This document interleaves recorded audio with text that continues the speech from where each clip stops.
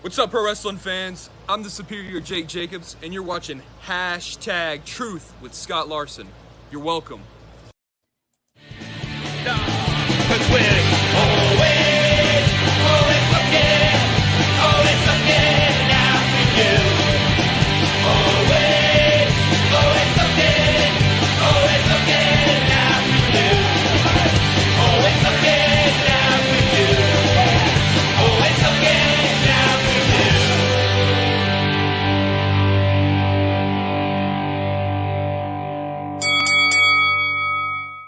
Introducing Superjaw's Indie Supercard, the first pro wrestling trading card game with real wrestlers using their real moves, but not real weapons, because they're cards. Play with over 50 wrestlers such as George South, C.W. Anderson, the Jim Nasty Boys, the Dawson Brothers, Colby Carino, and many, many more. Go to becometheace.com/store to order the Ace Series 1 set, shipping in June 2020. Hello, everybody, and welcome to Hashtag Truth. Tonight, I have the one, the only, Ricci Starr, the CEO of Epic. I'm going to say this right, Epic Wrestling Association. Sir, how you doing tonight? Man, I'm having a great day living life. I love it. Joshua Tesner's already on saying, hey, how you doing? How you doing, Joshua? What's up, Josh? There you go. So, sir, we're going to get all the basic questions out of the way that I ask on every Hashtag Truth that all the fans out there know and love and hear every time we come on. I'm going to start it right off with, what brought Ricci Starr into wrestling? How old were you when you first saw your first wrestling show? And when did you know, hey, that's what I've got to do? Well, just like basically anybody out there that's a red-blooded American, we used to watch wrestling every Saturday morning or Sunday morning at the house, and we would take the mattresses off the bed and put them on the floor and practice every move we saw on TV with Don Canoto and all them guys from NWA down south. And being from a Columbia, South Carolina country boy, that's what we enjoyed. The first wrestling match I think I ever went to, didn't even make it there.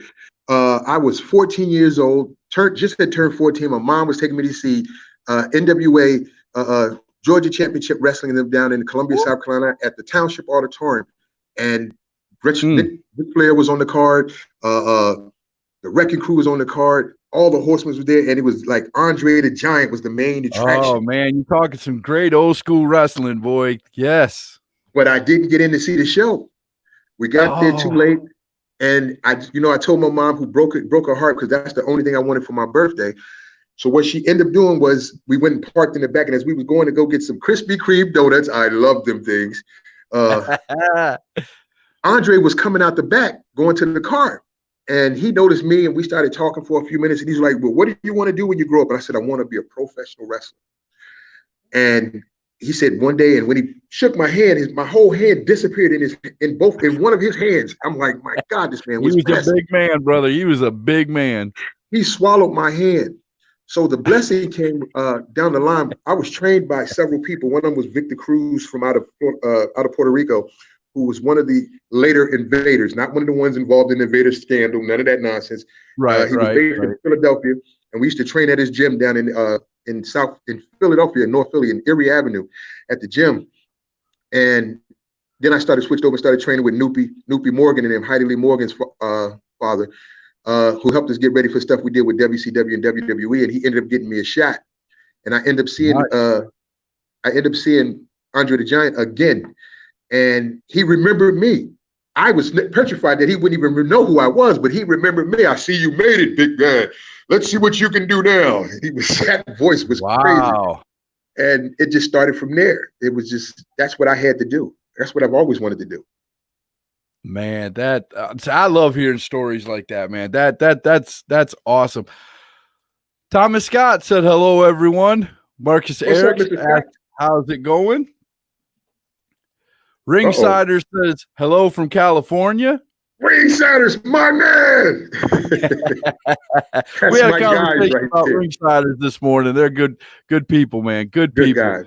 Good guys. Thomas Scott said, hello, everyone. And Arthur Snelson said, "What's up? What's up, Arthur? Welcome to Hashtag Truth. If you guys have a question for Ricci Starr, don't hesitate. I will definitely put it up on the screen." So Ricky, do you remember your first match, man? Who was your first opponent? My first opponent, believe it or not, was the Mandingo Warrior. Right after Philly had the worst snowstorm they ever had. I believe it was 96 or 97. Nope, let me go back. Wow. It was 94, 95 was the first time. And it snowed so heavy that it shut the city down. And we were planning for the show that weekend, that following weekend. So we didn't even know if we were going to be able to do it. But somehow God blessed us and the sun came out and melted some snow. We was able to put the ring and stuff up at the Cunningham Community Center in North Philadelphia. And we broke There's the a ring reason that why night. you said North Camden, if you're wondering. We'll tell you about it in a little while, but go ahead. And what happened was Rolling Thunder, one of the guys that worked with us, broke the ring. He was a big, massive guy in the ring. I guess we didn't put it up right or whatever, but he broke the ring, but we still had a great show. And every fan that left there was left there excited and happy. So that was our first. How did he break the ring? Did one of the ring posts come loose, or did he break one of the ropes ropes down? There's tons of ways to break a ring. Well, let me tell you, he was a big man. God rest his soul. He passed on, but he was working with a tag team out of Norristown, and they were big guys. So somebody picked somebody up, because I was downstairs. I didn't even know it had happened until after the fact. And somebody picked somebody up for a scoop slam near one of the posts, and the whole thing just went to one side. But we made it happen. We kept it on. That was the third match of the evening. We had eight matches on the card, but we made it all through. JT Smith was there. Nice. Ice Cold Chad Austin was there. Axel Rotten was there. It was a great show. Oh, it sounds like a good show, man. And it basically right after a snowstorm, which makes it even better, because everybody was. It's about like now people are praying for wrestling now, man. I'm telling you, if God's listening, we're gonna have wrestling soon, man. Indie wrestling. I want everybody that watches your show know that we thank you for being a proponent to getting the word out about indie wrestling. Indie wrestling makes the superstars of tomorrow today get an opportunity to perform in front of the fans, and we thank you. I can thank you personally for every fan that ever bought a ticket, a flyer, a poster, a card. I appreciate it. I ain't gonna take all that credit, but I appreciate it, man. There's a lot of other people that do a lot more than me, but thank you very much for all the kind words, man. I really do appreciate that. And there's a lot of people watching, and I love every bit of it, and they know it. I complain and I'll just say it. I complain and bitch a lot, but hey. I don't think I could ever quit this show. There's people concerned that I'm going to quit. I might take a break every once in a while, but I'm not going to quit. My health isn't going to keep me from doing it. Nobody's going to keep me from doing it. I got a wife sitting in the next room who just had knee surgery hours ago. And how is she? She's in there, and I'm taking care of her. She's doing great. She's doing good. She's in there. She just took her narcotic medicine. She's got to stay on that for 48 hours. That way, keep the pain down and everything. But she's doing good, man. And for everybody who sent their prayers on my Facebook page, thank you guys very much. She is home. She is resting. She got some sleep today. So, and my wife's sleeping in the day. My wife is total vampire. She does not sleep during the day. For her to sleep during the day, that amazed me. So, yeah, thank you guys, everybody, for the prayers. I appreciate it. So you got into wrestling. At that time, were you Ricci Starr, or did you have another gimmick at the time? It was always Ricci Starr, and I'm going to tell you why.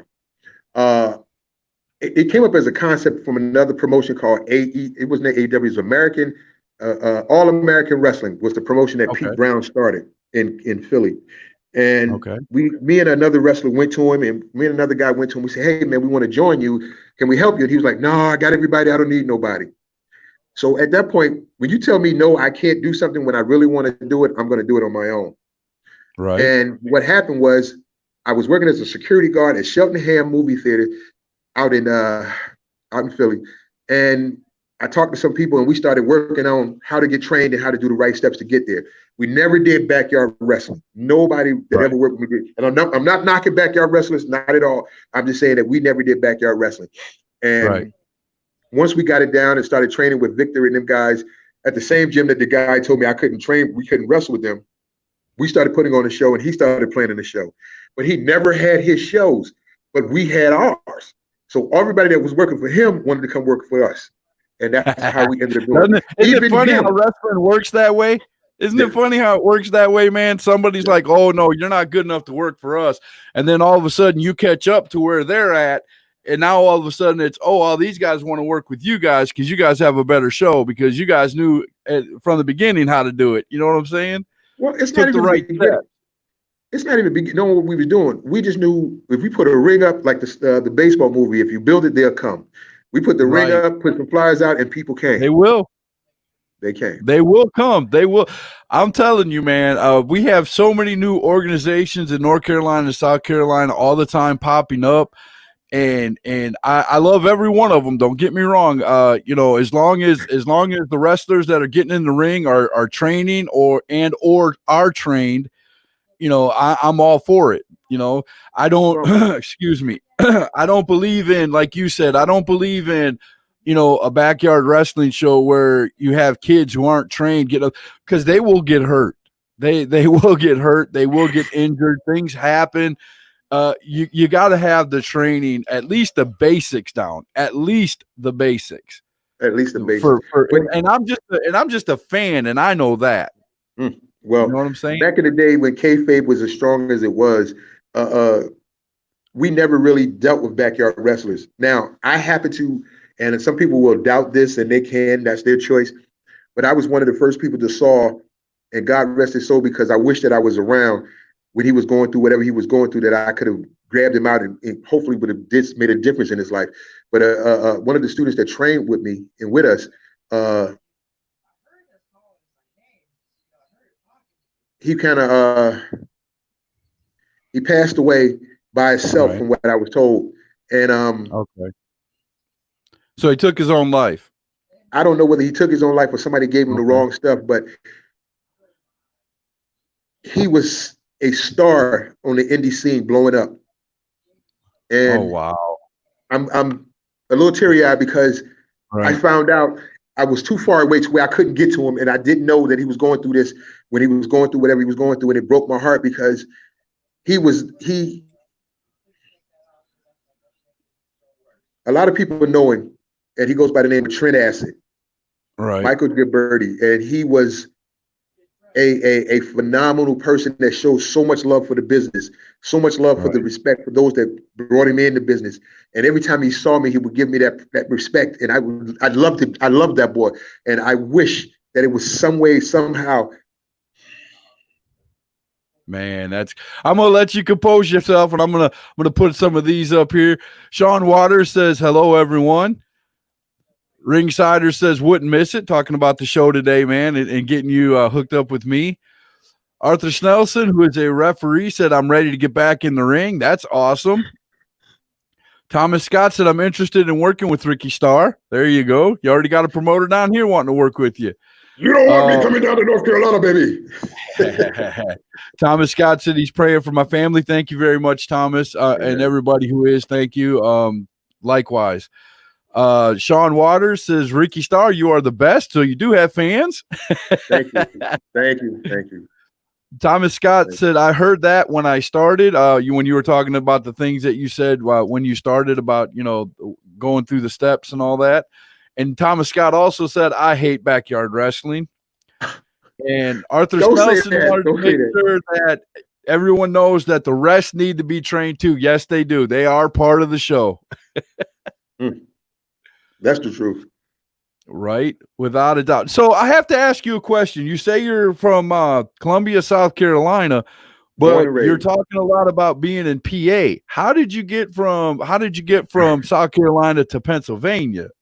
My mother is a South Carolinian, born and raised. Okay. My father is from Philadelphia, Pennsylvania. And I spent many summers in Philly.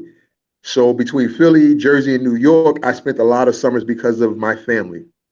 When I decided to you're an East Coast guy, man. You go all up and down the coast. Well, I got family all over the country, which is a beautiful thing. I went to school in the University of Southern California in California. I did some stuff down in Mississippi. So I've been around, and I'm thankful for the opportunity to have been able to do that. Nice. Where in Mississippi? I'm just curious because I used to live in Mississippi for a little while. Jackson, Mississippi. Really? Yeah. Cool beans, man. I used to live in Houston, Mississippi. I spent a little time in Boonville, Mississippi, and I used to live in a town right outside of Tupelo, Mississippi. Are you familiar with Crystal Springs, Mississippi? Yes. That's where I was at, right outside of Jackson. Well, there you go. See, when I was in the Navy, that's where I did my A school. Was right outside of Meridian, Mississippi. Wow. So I gotta leave you alone, man. You sure you ain't my long lost brother? Cut this out, man. That's pretty cool, man. Arthur Snelson said, "Can I ask? Do you think the ref needs to know the? Do you think the ref should know the finish of a wrestling match?" Of course, and let me tell you why. A lot of times, if you watch WWE and AEW, the referees are mic'd in. They have the headset, the earwig set in, because they need to know what's going on at all times so they can be out of the way of the camera view of whatever you're finishing, and they need to know where to be so that they can be in the right position so they don't interfere or get anyone hurt. Bret Hart, I had a blessing. If there's an injury, they can pike back to the and they can get piked in that, hey, we're going to finish this early, or if the crowd's stale, they'll tell them, hey, cut this thing short, and he can get it to one of the wrestlers. You know, there's ways they do that. But definitely, and that's why the referee is part of, like I said, the referee is part of the show. I mean, you're not supposed to be seen as a referee, you know, unless you're part of the gimmick where, you know, the referee gets knocked out or you're turning a blind eye to, you know, somebody doing something bad behind you. It's all part of the show, man. You're still part of the show. Definitely. And if you ever want to come up north, he's more than welcome to come up here. I would love to have him up here at one of our events. But a referee has to know. A referee has to know the business because, like I said, there's a lot that goes on that a ref plays a part behind the scenes, so to speak. And he has to be a referee is a wrestler in so many words. He just got stripes on. That's it. And a lot of great wrestlers started off as referees. A lot of them, if you ask. Actually, a couple referees up this way. I can't remember his name. Please forgive me. It escapes me. But he started working for ECW. But he used to wrestle, and he was called the All-American Kid. He used to come out with the red and white American mask with the eagle on the front, and not like a Patriot not a rip-off, but he was like the little mini Patriot version. But he became one of the best referees ECW ever had, and I'm thankful to have known him. Wow. See, that's what I'm talking about, man. Never down anybody in the wrestling business, from anybody putting the ring up to announcers to, you know, they're all part of the show. The fans are part of the show, and that's more apparent than ever with this COVID-19 epidemic, man. Without the fans, it is so hard to stomach a wrestling show. It is. I'm sorry. I love that everybody's trying to wrestle with no crowd, but it is not the same. What do you think about that? Well, I agree, but I disagree, because one of the things that we do when you're training, and any wrestler that's watching this show will agree, that if you can't work a match with nobody there, you can't work a match with a crowd there. If you can't do the same intensity when you're training for a match, you can't work it with a crowd there, because if you can, when we first learned the business, I had somebody actually teach me. I don't know if you remember Johnny Rebel. He used to work for the Wild Samoans. He's moved out to somewhere in the Midwest. One of the things that he showed us was that if you can't wrestle with a broom and actually make a match where people believe it, then you can't wrestle a match with another opponent. You can't. You just can't. Right. But you do have to admit, and Ringsiders says it too, we're essential. The show is, you know, without the pops and the crowd going nuts, booing the bad guys, cheering the good guys, it's not the same. The adrenaline of the wrestlers isn't the same. I mean, the first time I watched WWE, and I still make fun of this, the first time I watched WWE, and I understand it's out of habit, but when Asuka turned to the crowd where there was no crowd and started doing this in an empty arena, I almost lost it. I was like, who in the hell are you doing that to? You know, is the other wrestler going to start clapping with you? And I understand it's out of, you know, they're so used to having, you know, 10,000, 12,000, 15,000 fans being there. She hasn't done it since, but, you know. Somebody told her. Yeah, somebody said, "Hey, don't do that no more. You look stupid out there," you know. 'Cause But when I I kind of saw it, applaud. I was like, "What are you doing?" But I applaud AEW because they actually let the wrestlers from the back come out and be the fan because they saw And an now opportunity. WWE's doing it with all the trainees. They're letting the trainees go out there and get a spotlight, and they're talking back and forth. I saw a few Yeah, minutes of Monday Night Raw when Charlotte Flair came out and was doing her thing, on the microphone, and her and Asuka got into a match shortly after that. But she was out there talking about, you guys, I can't wait for you guys to come up and be, as good as me and come in here because I'm going to make you bow down. And a great heel, just great heel promo. And they were eating it up out there, and it was great. you know the funny thing, I met her when she was, I think, 12. Oh, wow. We did a show in Toccoa, Georgia, Okay. and like you basically can't even find it on the map. It's like, thanks for coming one light, thanks for leaving next light. One And horse the town, promoter right? down there, it was just that small. But we did a show there, and on the way back, I was driving back, and we got to 95 and started coming up the highway. We had to stop for Okay. gas. We ended up stopping in Charlotte, North Carolina, with at the Shell gas station right next door to Ric Flair's Gold's Gym. Right. The reason why I won't say who was with me was because one of them actually took Ric Flair's doormat because it was Ric Flair's doormat, but the building was fogged in. When somebody's working inside of a gym and it's early morning, it's sweating. And Dave was Right. there, Reed was there, and Charlotte was there. We're not going to mention real names there. Y'all know the names, but they were Right. there. And he actually came and opened the door, so we had a chance to meet Rick. We had a chance to meet David and Reed, Wow. and we had a chance to meet Charlotte and them. And we told him our spiel and what happened, and he said, "Well, I got a shot for you guys to come and do something with for WCW." And we got a blessing to work Public Enemy in Lehighton, Pennsylvania for WCW. Oh, wow. See, that's awesome. See, I love that. See, that when and that's the one thing that I love about wrestling. A lot of wrestlers, when they get up to that point where, they're at the top, there's no they done hit the ceiling. You know Yeah, what I'm yeah, saying? And they look down, and instead of, snubbing their nose at the people that are below you, bring them up with you. Every yeah. chance they get. I love to hear stories like that. That just warms my heart, as for this talk show and everything that has to do with wrestling, because I love stories like that, because there are thousands, and until I started doing this podcast, I didn't realize it. There are thousands and thousands of kids out there giving it their all to be where Ric Flair is at, to be where all these got blood, sweat, tears, hours in the gym. I mean, sitting in front of their mirrors for hours doing promos. I mean, I just had a promo contest on here. The end went kind of bad, but the rest of it was awesome. And you know what I'm saying? But these Yeah. guys are giving it their all. They're going to, all these they're going to all these where all these wrestlers are teaching them and paying, their dues. They're going to these wrestling schools like Morton School, and they're going to, it just warms my heart that I hear when a wrestler, independent wrestler, meets one of the big time show guys, and they're like, "Hey, while you're here, why don't we put you in something for a little bit? Why don't we give you a few minutes? Give you your That's 5 minutes of fame and see how well you take it." And like you said, it's a blessing, and don't ever say no to something like that. No, no, no. I've been blessed, and I'm thankful for the people that I hung around to have met some of the greatest, some of my heroes coming up in wrestling. I had a chance to meet Blackjack Mulligan at 7-Eleven. Wow, riding with Ric Flair, and they were feuding at the time. How do you see that? I Right, haven't met George right. Stop yet. And that's the one thing about it. See, and a lot of times, see, there was probably something that went wrong with Blackjack's car or something like that. Because back in the day, kayfabe was real back then. They made Big sure it time, was real, big time. and Yeah, they took it very serious back in them days.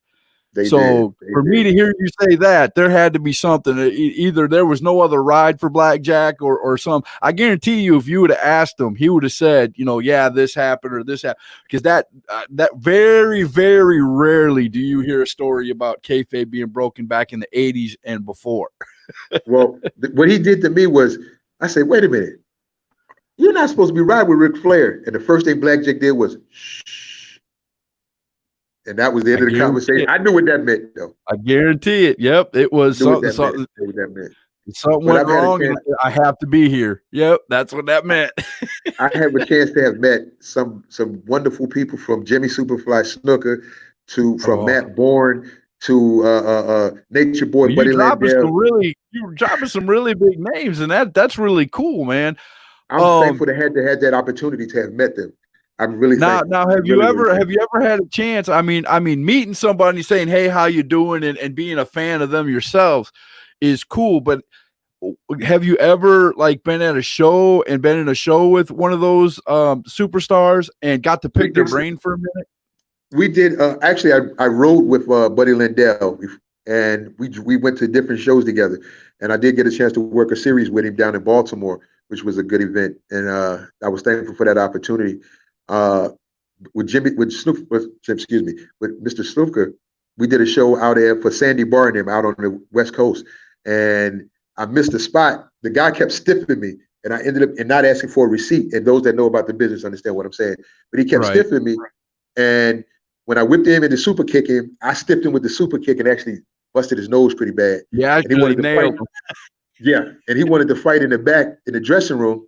And Jimmy did a show with us a couple weeks before that, and he stepped up and, no, brother, you're not doing that, brother. You've been stiffing him, and since you didn't want to ask for a receipt, he gave you your receipt. Now go sit down.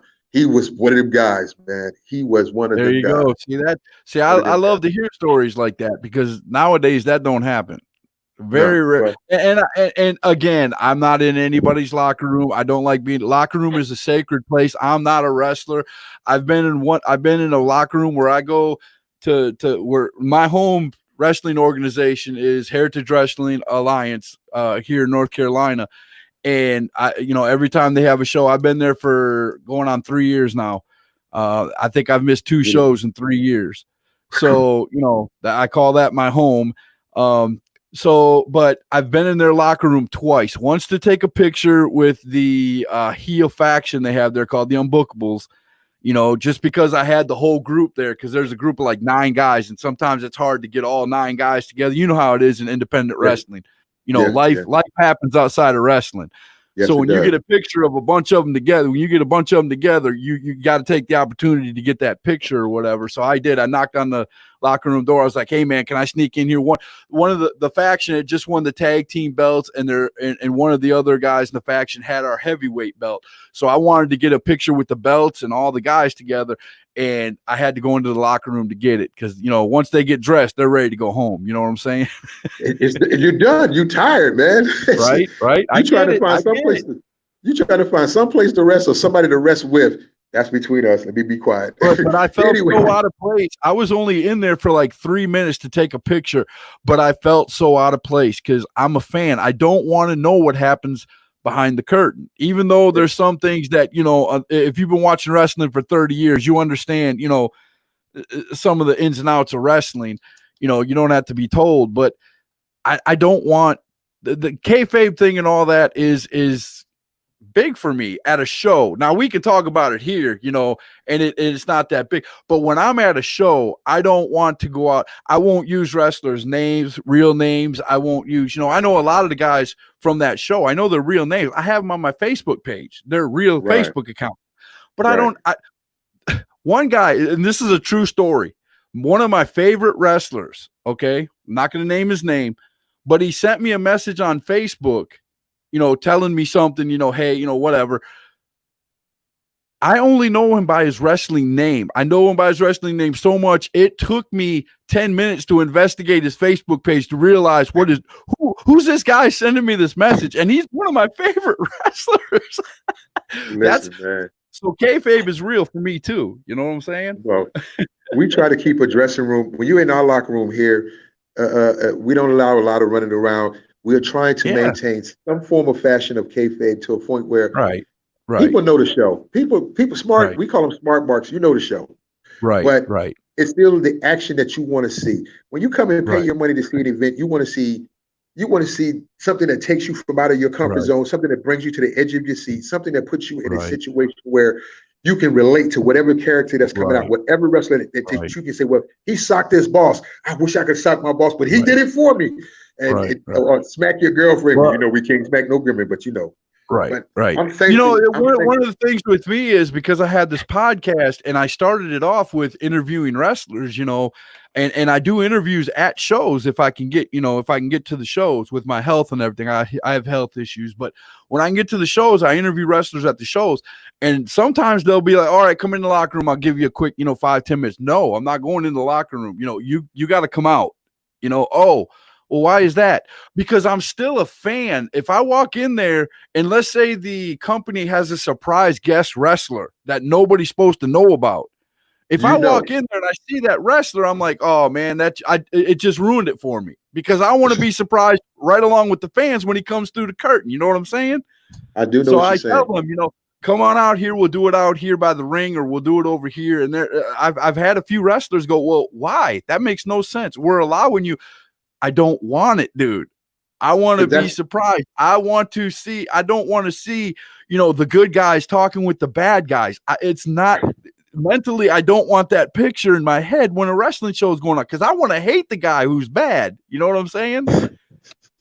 I know exactly what you're saying, and I applaud you for that because a lot of people don't see that. A lot of people that do the podcasts or the TV shows or whatever, they want to come back and get the scoop so they can say they saw it first. But to have There's so many people doing that nowadays. There's so many dirt sheets, we call them. I don't need to do that. I don't need to do that. You know what I'm saying? If you don't give me dirt, I don't need to hear it. You know what I'm saying? On my podcast. So it's all good, man. I'd rather hear the stories, of the wrestlers going down the road and things that they've done. If you want to give me a story about a locker room, something or other, that's fine. But I don't want to be a part of that. You know what I'm saying? I want to stay on the fan side of it. I've always said everything that I've ever said from this microphone, 95% of it has been led off with, I'm saying this as a fan. Well, I don't want to be a part of wrestling. I don't. As Ringsider said, you guys are essential. Now, let me explain to you why I say that. We did a show again. I'm going back to Toccoa, Georgia. There was this one guy there. He was tearing up my poster, and I was snapping. Don't you do that! If you do it again, I'll come down there and kick you. He kept doing it, and then when he realized, when I stopped and said thank you, that he had just spent $110 on posters. And that was an extra $10 that went in my pocket that I was thankful for.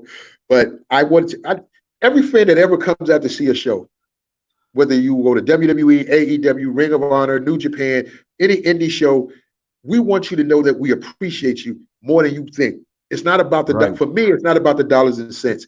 I'm thankful to have found several good sponsors who are helping us with the event that we get ready to do. And we'll talk about that later. But I have We're going to talk sponsors. about that in just a few minutes, as a matter of fact. Go ahead.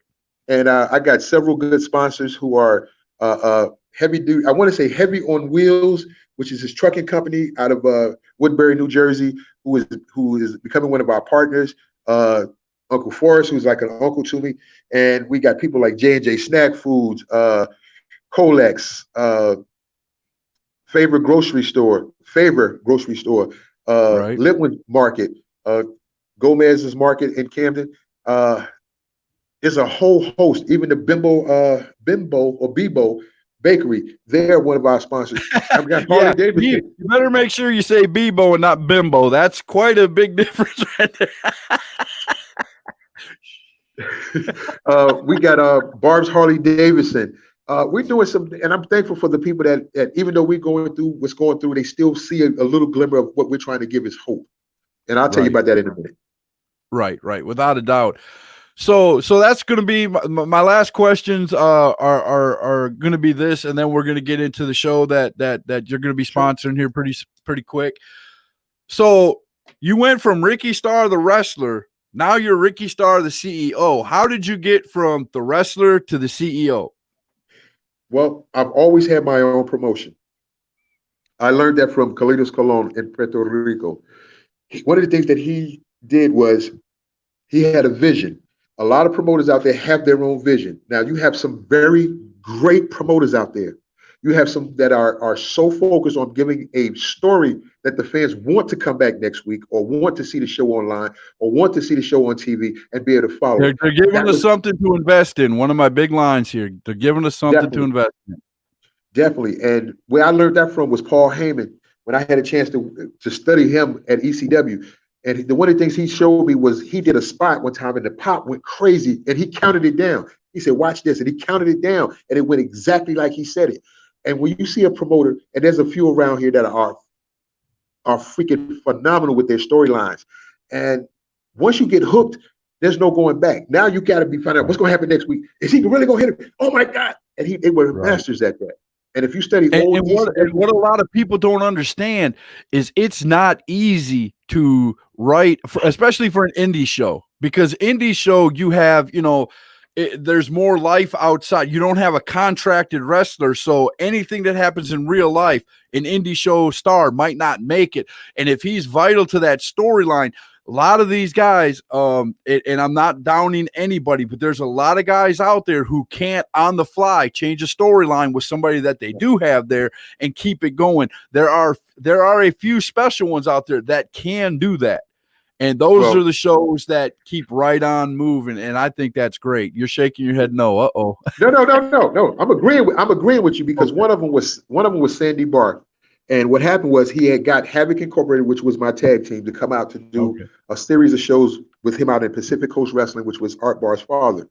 What happened was my partner at the time couldn't make it. So I had to fly out there on my own. So what we did was we were facing the People's Liberation Army Front, PLR, PLO, something like that. And they claimed to have kidnapped my partner at the airport. So I had to get another partner there, and they put somebody in there that was very capable, but it was just the storyline that they had. And we finally got my partner rescued, and then we came back at the end to win the titles for them. And it was crazy though, but it was a good. And it's amazing that some people can think about that on the fly, just because your partner couldn't show up. Your partner had a reason not to be there, or what have you. And on the fly, hey, this is what we're going to do. And those are, and I guarantee you that those are the promotions that grow every show. Every show, you're going to see a little bit more people, a little bit more merchandise, a little bit more, and a little bit more is going to sell, because that's going to get your tag team over. That storyline right there probably got your tag team over a little bit more, and you're able to, you guys could have made a T-shirt about, the missing tag team partner or something, and made some money. You know what I'm saying? People got to think that way. You know what I'm saying? We were just happy to be there to wrestle. So that did the T-shirt even come across the mind. Thank you for telling me that now. Damn it. You got nowadays it's all about your, you got to think about yourself. You're an independent, a lot of people don't realize that, a wrestler is an independent, you go out and you contract yourself out there. You're an independent contractor. You have your, what word am I looking for? Your persona, your character. You have to sell that to people, to a promoter, to So, but it's not easy. For me, it's very hard, because you have so many people doing it. But I'm blessed not to have that issue right now. But you asked why? How did I switch over? I switched over because I actually was already doing that when we first started doing shows. I was already the promoter along with my partners. We were already doing what we do, and it's just something about being able to show people what you can do. And a lot of people, and I want to say this to everybody that's watching, those that typed in with questions and those that don't, but just watching the show. Never let someone tell you that you can't do something. If you really truly believe that you can do it, I don't care what it is. If you want to do a 360 forward flip out into the crowd and you're going to crash and burn, you practice it in your swimming pool. You go to your local gymnasium, talk to them about gymnastics and show them what you're trying to accomplish. Learn how to do what you want to do, but come up with your own stuff. Do out there, and don't let nobody tell you what you can't do. There's no such thing as no, because if you don't do it, somebody else will, and you're going to be like, damn, that was my idea. Right. I was so lucky in that, because I was born a talker. My father said I could, talk the brass, the ears off a brass mule is what my dad said. I could talk the ears off a brass mule. I was born a talker. I love to talk, and I will have a conversation about anything and everything. But if you get into a conversation with something I know about, wrestling, baseball, things like that, I'm there. Hold on And now. I'm kind of mad with you right now, though. what's I'm gonna tell up? you why. I heard you made a comment earlier today. I think you did an earlier show, or that was maybe a taped in one of your shows, and you were talking No. about I do everything live. So that okay, was live this you, morning. you did a show, and you was talking about Colin Kaepernick and Yes. everything about sports, and I enjoyed what you said. I actually even Right. commented on it and told you that I Right. thank you for telling the truth or something like that. I said to you, thank you for your honor, something to that effect, and I appreciated your whole thought. Uh-oh, something just happened. No. My daughter just asked me a quick question about my wife. Go ahead. Go ahead. You're good. Give her the cookies. Give her the cookies. Anyway,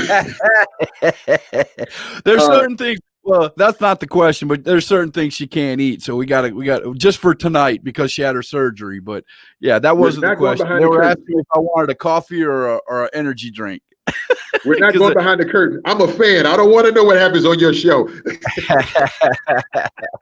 oh But gosh, I I love it. appreciated your candor of being.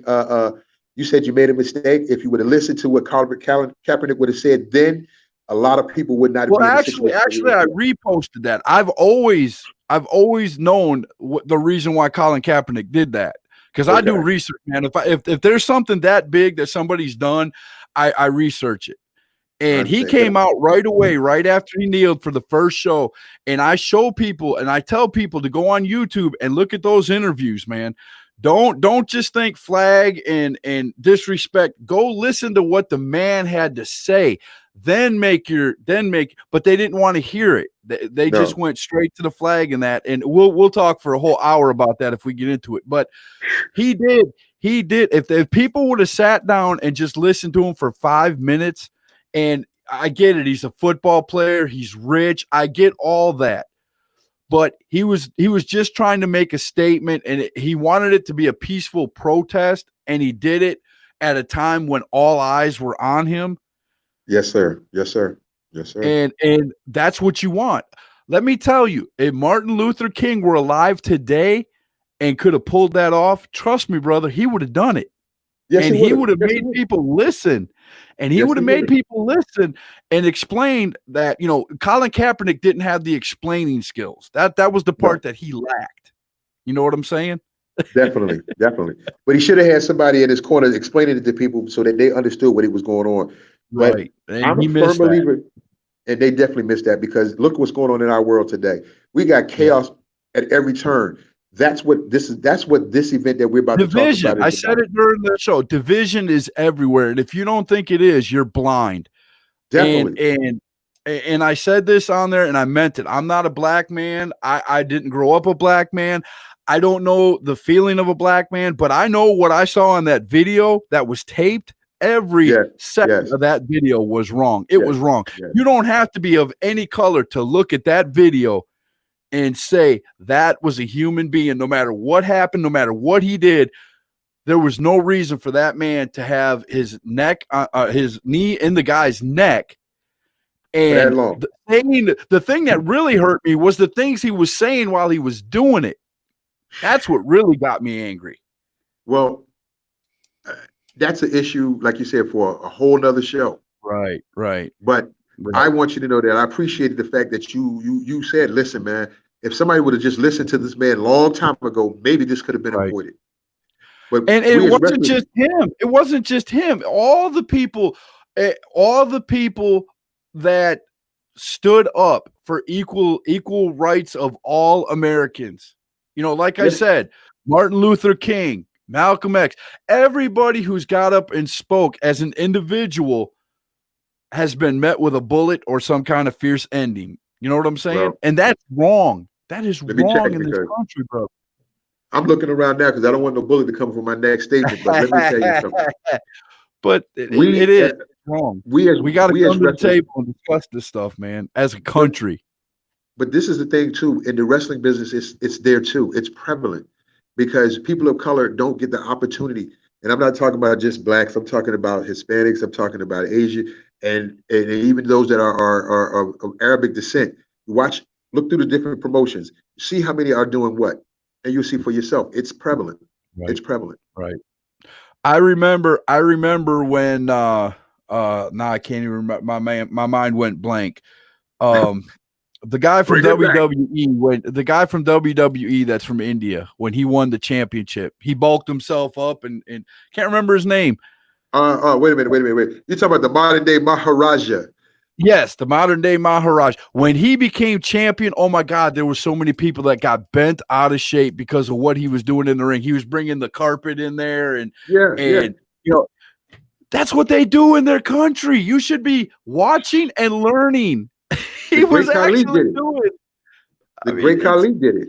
The Iron Sheik. The Iron Sheik did things back in the day, you know, stuff like that. All of them did it, but nobody wants that. It's everybody is so gung-ho America, and I get it. I love my country, but I do too.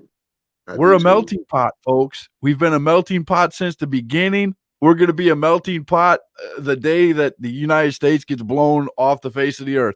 We're going to be a melting pot. You can't say that. You can't say that type of stuff. You're going to get marked as a terrorist. Cut it out. I'm not a terrorist. And you're going to take me with you. But wrestling, but getting back to wrestling, and then we're going to have to get to your show real quick. Get back to wrestling and what we're talking about, though. It is a shame that promoters, and I'm not saying everyone, so don't, everyone, the promoters that are watching me, don't get bent out of shape. If you're not doing it, then you won't get bent out of shape. But there are promoters out there that, are like that. You go to some shows and everybody on the show is white. You go to some shows, depending on where the show's location is, and that sometimes that has a big thing to do with it. But to me, those are the shows I don't want to be at. I want to be a show where there's diversity, where there's, people from everywhere. I want to see that lucha guy fly off the top rope and hit that country guy who's in a, it looks like he just came from the mountains of North Carolina, could have a moonshine. And that's entertainment to me, man. Eating boiled peanuts at the same time. What you doing, boy? Right. Listen, right. I'm glad that at my show. I'm glad at my show that we, my promotion, Epic Wrestling Promotion here up in Camden, New Jersey, we do everybody. It's not one eye, one little you. I don't care. As long as you can perform and you know that you can do what you do and not look bad at doing it. And if you do, sometimes we have an off night. I don't care, because we have a huge Latin community in our area. But I'm not targeting just them, even though on the flyer it is in Spanish, because they don't read. A lot of people don't read English, but it's okay. Right. But it's okay to be diverse like that if you're doing it for. And there's an English side and a Spanish side, and I'll show the poster here in a second. But let's just get to it. Let's show it right away, and then you can explain the show and everything, and we'll go back to the topic. But there's the wrestling poster right there. This Saturday in Camden, New Jersey, the first wrestling show since the pandemic indie show in the South Jersey area. We're bringing Breakdown, which is breakdown of the pandemic, breaking down of the walls, breaking down of everything. And this event can be seen live via, if you can't make it to Camden, New Jersey, but you can want to watch it on the comfort of your home, you can order it on viewstub.com /events, or go to viewstub.com backstage epic-wrestling-association-breakdown, and you can order it online and be able to watch the show for yourself. And then you can pretty much judge and see what Epic Wrestling is all about. We have some of the best talent coming from Texas, from down your way, and down from South Carolina, and from right here in my local area, as well as from New York. And we got some things for you. We got 7 exciting matches. It is a hardcore match that you have never seen before on the United States soil that's going to change the people's lives. So if you sit home and miss out on this with a live concert, how can you miss that? We're giving you a concert with the show. You cannot go wrong with spending your Saturday night watching us this Saturday night, June 6th, starting at 8 o'clock. There you go, man. Now I've got a couple of questions about the poster and the information on it. Featuring live concert. Do you know who's going to be there? Well, we have a special guest celebrity coming, but we have a lot of local talent. We have G Money Payroll from right here in Camden, New Jersey. He just put an album out called The Ghost of Biggie. You can look it up. His name is G Money Payroll. The boy has a phenomenal song on there. His whole album is good. He wouldn't even be on the show if he wasn't that good, but the whole album is excellent. And he's also my master of ceremony. He's one of the most unique master of ceremonies or MCs for an event. He's color commentary /MC. Wait until you see this guy. He's phenomenal. We also have my boy Strength, who has an album out, actually has a song called Yep. that song has you saying it. You'll be sitting down there and you be bopping your head going, yep, yep, right along with the song. And then my boy's coming down from North Jersey. His name is Fusion, and he has a plethora of, he actually dropped a new album too. And he's doing stuff with Insane Clown Posse. So, man, listen, I got stuff for Oh you. And then we man. got a big surprise that we can't tell nobody, but they have to tune in and see this Saturday night. Oh, nice. So ViewStub, how did you get together with ViewStub? View Stuff, I found them by luck. And we got into conversation with Josh and Elaine over there. And Elaine is like the best person to work with. She's my sweetheart. And that's my little sister to me. That's why I say she's a sweetheart. So I don't want her husband to get mad. She's my little sister, bro. It's a Southern thing, folks. It's a Southern thing. I had to learn that because I'm from Milwaukee. So she's been the person that my main contact, and we got a deal in place to where not only will I become one of their brand ambassadors, but for the tri-state area, which is New York, New Jersey, Philadelphia, and Delaware, every time somebody wants to do a wrestling show for View Stuff comes through our promotion, comes through our company here in Camden, New Jersey. Sean Waters says he will be there. You better be here, Sean, because if I don't see you in that front row, brother, I'm sorry I didn't get to a lot of comments, but I'm telling you, I'm enjoying having this conversation with Ricci Starr. I haven't forgot about everybody over here. We're going to quickly go through the comments, but I got a few questions before we do that about the show again. WACP Channel 14. What is that out of? That's based out of Atlantic City, but they cover most of the tri-state area, and they are they can be seen in parts of New York, New York City, all of New Jersey, most of Pennsylvania, up into Harrisburg, and some parts of Delaware. So down your way, you guys won't get to see it. You're hitting the big numbers, right? I'm trying. There you go, man. Hey, nothing wrong with that. We got a local show down here that's being shown on Saturdays at Charlotte. They've got a 13 episode contract to be in Charlotte. So yeah, when you can find a big market like that, you're doing something right. I'm about to tell you a secret, and I don't want nobody to know it. Just between me and you, okay? Okay, I'm all ears. All right, here we go. Next Thursday night, after this show this Saturday, every Thursday night for $5, you'll be able to watch us on ViewStub, just like TNA did when they started out. Every Thursday night, live wrestling, indie wrestling, and we're going to start bringing in EPA will be on ViewStub for $5. For $5 starting next Thursday night, you get to see Intense TV, Epic Wrestling Association, EWA's Intense TV, every Thursday night for $5. That's like $5 footlong, but you get to see an hour and a half of great independent wrestling. Wow. Oh man! Don't tell nobody though. We're good, man. We are good. Thanks to the people at ViewStub. Right, so right. ViewStub sounds pretty awesome. That's the first time I've ever seen ViewStub. I had to be honest. So I went to their website and I looked around, man. It's a pretty nice place. Well, for independent wrestling anywhere in the country, you have a global opportunity to be able to be seen. I said it again. You have an international opportunity to be seen all over the world with your promotion through ViewStub. ViewStub, the guys over there, the team over there is Josh. Again, I go back to Josh. That's my buddy from down in Florida, and Elaine, who's down in I think she said West Palm Beach. But these people, they are the creme of the creme crop. They work with you all the way through. They make sure everything you need is done. They cater to every need that you have.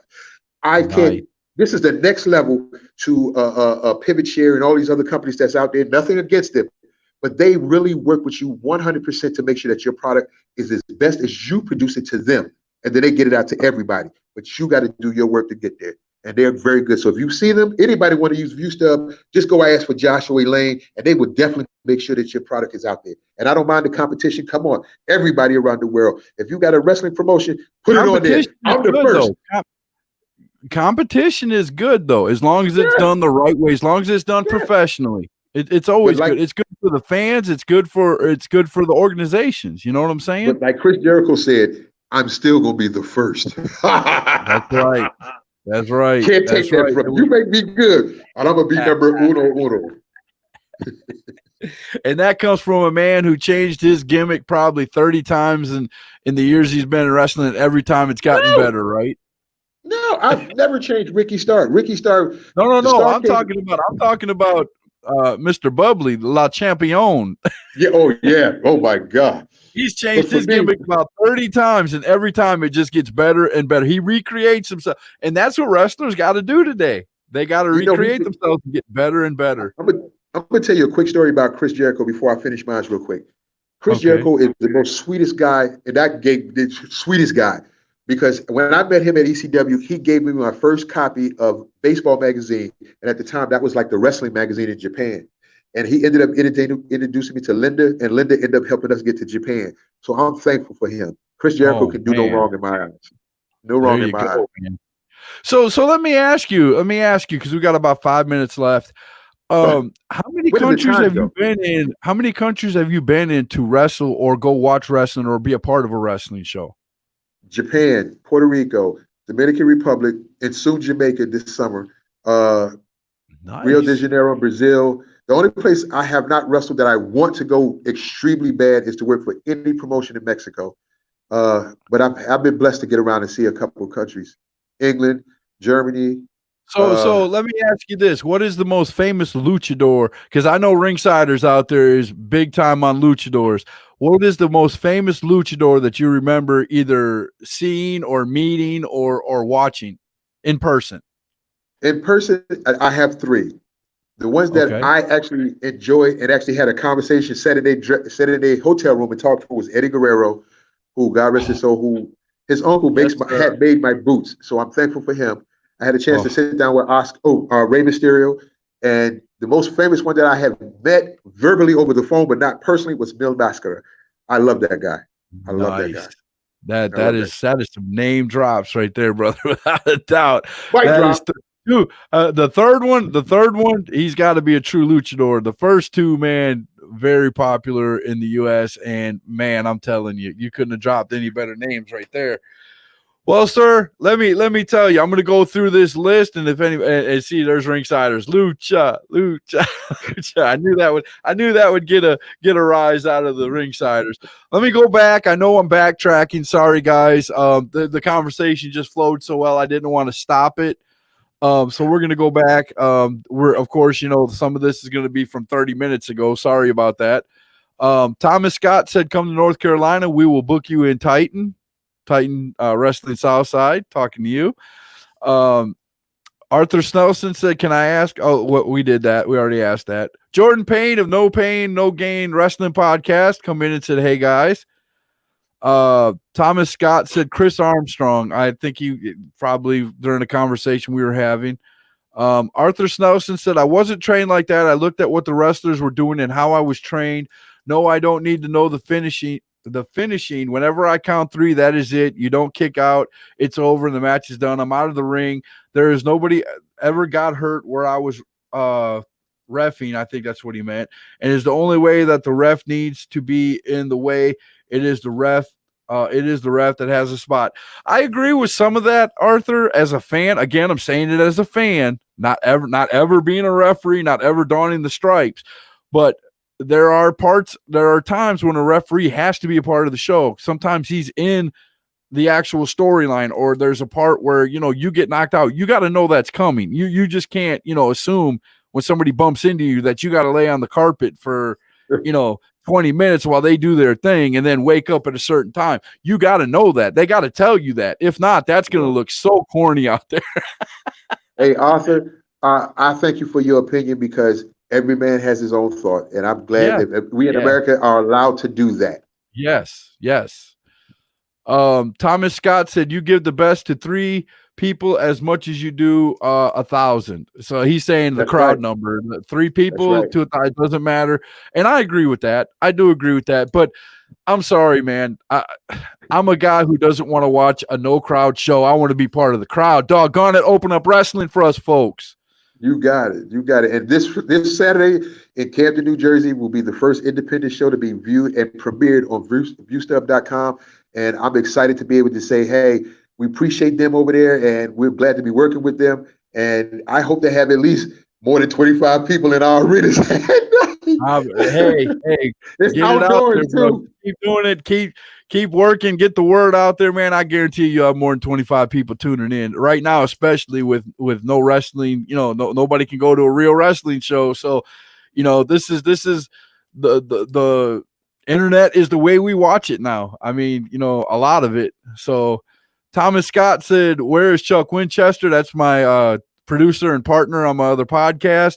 I think he's at home. He's probably resting. He had to work today, man. I don't know. Social distancing. Yeah, social distancing. Jordan Payne said, "I don't want to know either. I've had an interview with some of the wrestlers in a different room." There you go. See, he's another podcaster who likes to keep kayfabe. That's awesome. That is. I think Randall and them are giving us updates. Apollo, USA champ in WWE.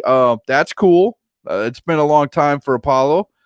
Definitely. R-Truth 24 champion again. That don't surprise me. R-Truth is comic genius and wrestling genius. R-Truth is next level. If they don't start taking that 24/7 championship away from him and giving him some real gold, some real straps around, WWE is wasting a good talent right there. I love the 24/7 thing. I love him being comic, but he has shown that he is worth giving a big push. He's worth the push, man. And you got to look at Ricochet. Ricochet is one of the people up there that needs to get a big push. They wasted talent on him. I've loved Ricochet since one of my fellow podcasters, JD from New York. He did a lot of the Ricochet independent wrestling. He called the matches up there. And he was warning everybody about Ricochet before he even went to NXT. They were like, when this kid hits, you're going to, he's got his own podcast on YouTube. I love him to death. He was telling people long before he even got to NXT that when this kid Ricochet hits, he's going to be huge. You're going to have to watch him. And I can't believe that they did what they did with him. You can't convince me that they didn't bury him when he went in and lost in 15 seconds to Brock Lesnar. That was trash to me. I'm sorry. As a fan, that was trash. I'll still watch. I was looking for a good match, man. I was looking for a good 20-minute match, and they gave me 15 seconds and a squash, and I was like, you got to be kidding me, man. Hey, but WWE has a habit of doing things for some reason to good talent. Shelton Benjamin was a phenomenal talent. That maybe his personality wasn't where they wanted to be, but his in-ring work. Phenomenal wrestler, though. I've watched a lot of his independent stuff, and a lot of his early WWE stuff was phenomenal. I think he hurt his knee or something in one of his first runs that he had, and that was just crazy, dude. That right. But Randall McCoy said, I'm sorry, I said she. He'll be watching. I'm sorry, Randall. I've haven't had my medicine today. I have to apologize. Lucha. We saw that one. Elvis Theme Rooms, Velveteen Dream. I'm still waiting for him to be on the main roster. Right? That when you saw him in the NXT, where he was back when NXT did the, you had to get through to be a part of the show. He was one of those guys. And when you first saw him, you were like, he really didn't have the persona of Velveteen Dream yet. And he was just a kid standing up there and trying to do it. It wasn't good. I was like, oh man, he's blowing it up there. And then somebody gave him the idea of that Velveteen Dream, and wow, whoever did that was a genius. Yes, they were. Oh, I love Velveteen Dream. And I'm with you, man. All the NXT stars that when Triple H took over NXT and they put it on the network, all them stars, all them first stars, man. A lot of them are on the roster now, but I didn't like the way they've done. And again, my opinion, so don't kill the messenger. They've done injustice to a lot of them guys, man. Yes, they did. Yes, they have. And it just kills me. But hey, we'll welcome them if no other show like AEW or ROH or anything. We'll welcome them back to the Indies. I guarantee you, we would love to have them come back and do some independent. I don't want them to work backwards. Trust me, I don't. But we will welcome you back with open arms if you want to do a show or two. I guarantee you, people will pay the money to come see you. That's right. That's right. Oh yeah, right. Ricochet ever came anywhere near Charlotte and it was put on a poster. Oh, you better believe Scott Larson will find a way to be there. I believe that. And I'm gonna be right Okay. next to you. Let's go. Oh, right. Let's do it. Let's Megaphones do in it. hand, right? That is. We be screaming like we Mouth of the South, Jimmy Hart. He needs Paul Heyman. Man, I'm telling you what, there's another guy right there, Paul Heyman. I would love to sit down and pick that man's brain for 5 minutes. He's been everywhere, seen everything, and done everything. What a I'm guy so in thankful. wrestling, man. I'm so thankful to have the chance to sit there and pick his brain for a little bit longer than 5 minutes. He is one of the Nice. best at what he does. And if you let him do him, whew, oh my God. Look what I he did with love it. ECW. Back when he was in ECW and he got up there and he did. I'll tell you what, my favorite part, and I don't care what anybody says, and I'm not saying it just because I'm sitting behind the mic. The announcer for ECW was the best announcer in any Joey wrestling Styles. organization, bar none. That guy got so excited. He sounded like somebody was squeezing his butt with a pair of pliers every time he talked on the microphone, bro. But it was awesome. Joey Styles. There was always jokes back in the day that I wonder they would say, like, I wonder if he gets up and describes his cup of coffee in the morning like that. Oh my God, I got the coffee cup in my hand. I'm pouring the creamer, because I'm telling you, he made ECW, brother. He did. Joey Styles. But then a boy came along and he started talking about he's the quintessential stud buffing. Wow. Those were some great times back then, man. Those were some great times, man. EC when they were in their prime, and they had, and of course they were more hardcore, and that's what made them, get over back in the day.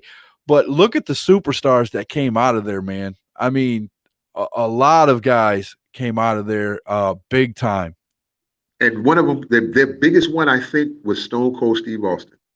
Yep, Stone Cold, doggone it, the tag team. See, here you go. My mind just went blank. Oh, you're talking about the Dudley Boys. Yeah, get the tables. You know it. That was. Yes, they were. Yes, they were. And of course, so Devon, not Devon, but what was the little one? Spike Dudley. Spike took so many butt kickings. Was a hardcore wrestler. He might have been 50 pounds soaking wet, but that brother could do a hardcore match. My God. And he trained a lot of good wrestlers. Please, right? Yeah. Yeah, get you a beer, sit back and watch ECW. That was a good Saturday, boy. That was a good Saturday. And that's what we're trying to bring back. We try to bring back good old classic blue-collar wrestling for the blue-collar fans. There you go. Let me show the poster one more time before we get out of here. I'll let you do your thing, and then we will call it a night, man. I really appreciate having you on the show. Go ahead. Hit the info, man. Ladies and gentlemen, boys and girls, be amazed that June 6th, here in Camden, New Jersey, Pro Wrestling Epic Wrestling Association's breakdown comes to Camden, New Jersey, Campus Amistad in Camden, New Jersey. This Saturday night, June 6th at 8 o'clock. You can watch it live on viewstub.com /events. This Saturday night, viewstub.com /events. There you go, man. There you go. ViewStub. Go to ViewStub. Pay the small monthly fee and get some good wrestling, man. It's going to be crazy because we took it back. They said, well, how much do you want to charge real quick? And I said, I want to make it affordable to the fans that watch this show. I want to make it affordable instead of charging them $25, $35, $40, $15. You can't beat that. Right. And you get a live concert. Right. But I'm talking about when you go to your weekly shows or what have you. You said the weekly shows, right? $5. Every $5 foot longs every Thursday night. You're going to see good. And then I want to talk to Mr. Scott, what's his name? Thomas Smith from down North Carolina Titan. You guys get in touch with me. Let's get some of your guys up here. Thomas Scott, get some of your guys up here to be a part of this show, and let me get them some TV in the Northeast area. Come on up and holler at me. There you go, man. There you go. Well, let me tell you. Let me end it like this, man. If you want to see some good wrestling, New Jersey style, you want to head up to EWA. Ricci Starr will greet you with a smile. I guarantee you a handshake and sell you a ticket right away, and you will see a great independent wrestling show, and that is the hashtag Truth. Thanks a lot, Ricky, for being here, man. Thanks for